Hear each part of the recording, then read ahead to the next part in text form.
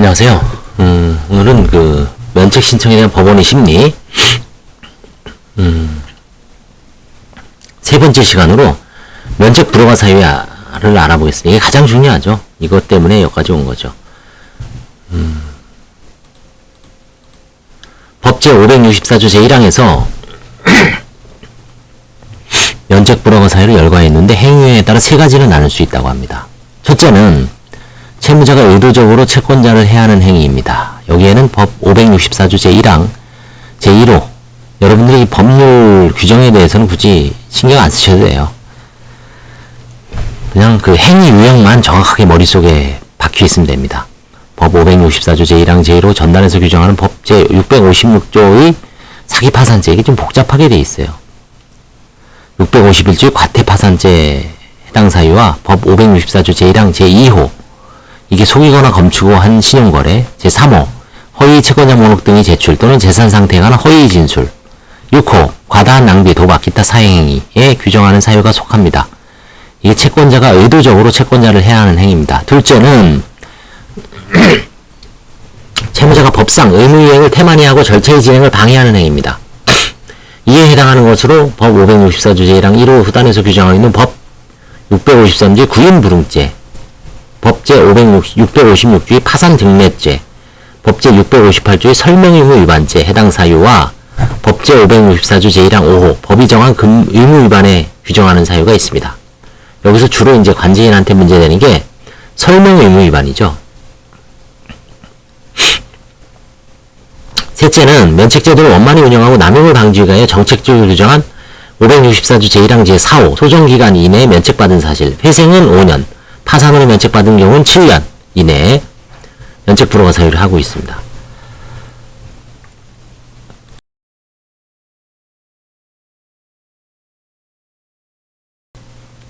개별 면책 불허가 사유의 해석을 어떻게 할 것인가는 파산 면책제도에 대한 가치관과 밀접한 관련이 있고 파산 면책제도가 도입된 이래 이에 대하여 계속 논의가 있어 왔다고 합니다. 면책 불허가 사유 해석 기준에 큰 영향을 미친 것으로 대법원 2004년 4월 13일자 2004마 86 결정이 있는데 이 결정에서는 면책 불허가 사유의 하나인 낭비라 함은 당해 채무자의 사회적 지위, 직업, 영업상태, 생활수준, 수지상황, 자산상태 등에 비추어 사회통념을 벗어나는 과다한 소비적 지출행위를 말하고 채무자의 어떤 지출행위가 낭비에 해당한다고 보기 위해서는 그것이 형사처벌의 대상이 될 수 있음을 감안하여 보다 신중한 판단을 요한다고 판시하여 면책 불허가 사유 해석 적용은 엄격하고 신중하게 이루어져야 한다는 기본적인 방향을 제시하였습니다. 이러한 대법원의 입장은 법 개정을 통해서도 어느 정도 반영되었다고 합니다. 구파산법 346조는 면책 불허가 관련하여 법원은 다음 각후 1에 해당하는 경우에 하나여 면책 불허가의 결정을 할 수 있다라고 정하고 있었으나 현행법 제564조 제1항은 이 규정을 법원은 다음 각후의 어느 하나에 해당하는 때를 제외하고는 면책을 허가하여야 한다라고 수정하였습니다. 이러한 문헌의 수정은 현행법이 구파산법에 의하여 특별한 사정이 없으면 원칙적으로 면책을 허가한다는 의지를 더 강하게 표현한 것이라고 이해되고 있습니다. 또한 법 정책적인 측면에서 보더라도 면책 불허가 사유를 넓게 해석한다면 이는 새로운 출발이 부여라는 면책제도 이념에 배치된다고 할 수 있습니다. 상당 부분의 면책 불허가 사유가 형사처벌이 되는 파산범죄 사유와 겹치는 점도 면책 불허가 사유를 해석함에 있어서 불확정 개념의 확대 해석을 경계하고 엄격성을 유지하여야 할 또 다른 중요한 근거가 된다고 할 수 있습니다.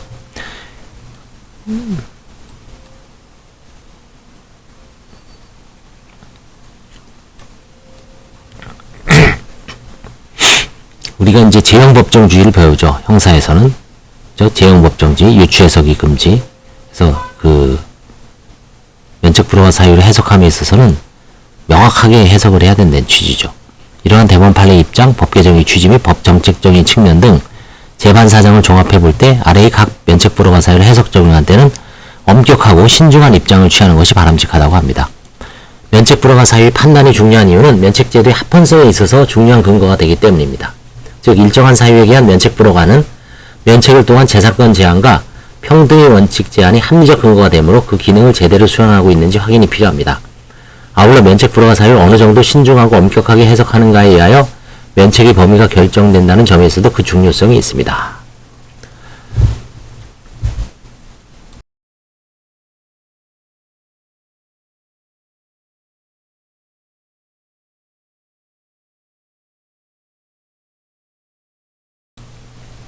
자, 그럼 이제 첫 번째 법제 564조 제1항 제1호 파산범죄 해당 행위.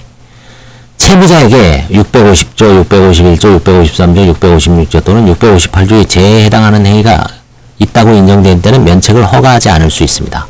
법 564조 제1항 1호에서 650, 651, 53, 56, 58조에 해당하는 행위란 구성요건, 해당성, 위법성, 유책성. 이게 옛날에 TRS라 그러죠. 독일어에서 아마 따온 겁니다. 형법 총론에 나오는 거 TRS. 구성요건, 해당성 T. 위법성 R. 유책성 S. 그래서 구성요건, 해당성, 위법성, 유책성을 모두 갖춘 경우라야만 범죄에 해당합니다. 그래서 이 행위란 구성요건, 해당성, 위법성, 유책성을 모두 갖춘 경우를 말하는 것인가, 아니면 구성요건, 해당성만 갖추면 되는가에 관한 다툼이 있으나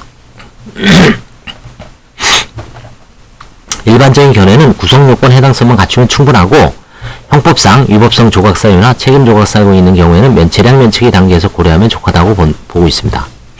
따라서 이들 범죄에 대한 기소 여부, 유죄 판결 여부는 하나의 고려사항에 불과합니다. 수사 자체가 이루어지지 않거나 불기소되거나 무죄 판결이 확정되었다고 하더라도 법원은 독자적으로 파산범죄에 해당하는 사실을 인정하면 면책 불허가 결정을 할 수도 있습니다. 다만 법제 564조 제1항 제1호의 면책 불허가 사유가 이와 같이 형사처벌이 대상이 될 수 있음을 감안하여 채무자의 행위가 위 사유에 해당하는지에 관해서는 더 엄격하고 신중하게 판단해야 하고, 법원으로서는 채무자가 제출한 자료 및 면책 신청에 대해 이의를 신청한 채권자 등이 제출한 자료 외에도 채무자가 주장하는 사유를 소명하는 데 필요하다고 판단되는 자료의 제출을 적극적으로 명하는 등의 방법으로 채무자의 행위가 면책 불허가 사유에 해당하는지를 심리 판단해야 한다고 하고 있습니다. 이들 파산범죄를 구체적으로 살펴보면 다음과 같습니다. 첫 번째, 564조 제1항 제1호 650조 사기 파산죄 해당 행위. 사기 파산죄의 공소시효의 기산점을 언제로 보느냐가 문제될 수 있습니다. 일본에서는 파산 선고 전의 사기 파산 행위는 객관적 처벌 조건이 성취되지 아니한 이상 처벌의 여지가 없기 때문에 그 행위와 관련된 사기 파산죄에 관하여는 파산 선고 확정 시부터 공소시효가 진행된다고 보고 있다고 합니다. 파산 선고 확정 시부터 공소시효가 진행된다. 파산 선고가 확정된다는 건 파산 선고 결정 후 즉시 항고 기간이 도과한 때로부터 확정이 되죠.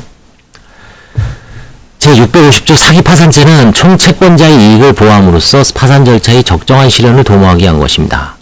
사기 파산죄에 해당하는 행위를 면책 불허가 사유로 삼은 것은 그와 같은 행위가 총 채권자에게 배당될 책임 재산에 대한 직접적인 침해이므로 채무자에게 책임을 면책을 허가하는 것이 타당하지 않기 때문이라고 설명하고 있습니다. 면책 허가 결정을 한 후 제650조의 사기 파산죄로 유죄 판결이 확정되면 법원은 파산 채권자의 신청 또는 직권에 의하여 면책 허가 결정을 취소할 수 있습니다. 사기 파산은 파산 범죄 중에서도 죄질이 나쁨으로 면책을 취소할 수 있게 한 겁니다. 자, 그래서 그 사기 파산죄에 해당하는 유형, 이거는 한번 차분하게 한번 살펴보도록, 다음 시간부터 한번 하나하나 보죠. 그래서 오늘은 면책 불허가 사유 일반에 대해서 한번 전체적으로 알아두시면 좋을 것 같아요. 이거죠. 면책 불허가 사유는 크게 세 가지로 있다.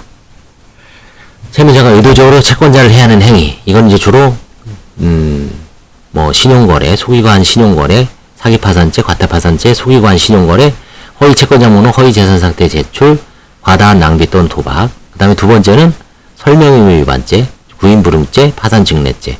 주로 이제 관제인에 대한 설명의무 위반이 문제가 됩니다. 마지막으로 일정 기간 내에 면책을 받은 사실, 회생으로는 5년, 파산으로는 7년. 그래서 요 크게 세 가지가 있는데 첫째 게 이제 가장 중요하죠. 그래서 다음 시간부터는 사기 파산죄에 해당하는 유형부터 차분히 하나하나 살펴보도록 하겠습니다. 그래서 이 면책 불허가 사유는 이미 제가 10개 정도를 찍은 게 있어요. 자세하게.